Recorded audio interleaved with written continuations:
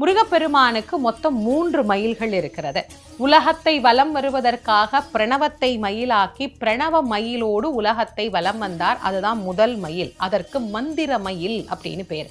சூரனை சம்ஹாரம் செய்வதற்கு புறப்பட்ட போது தேவேந்திரன் மயிலாக இருந்து முருகனை சுமந்தார். அது தேவமயில் அப்படின்னு பேரு. அசுரனை சம்ஹாரம் பண்ணின பிறகு சூரன் சேவலாகவும் மயிலாகவும் மாறி முருகப்பெருமானை தாங்கி கொண்டார். அந்த மயிலுக்கு அசுரமயில் அப்படின்னு பேரு.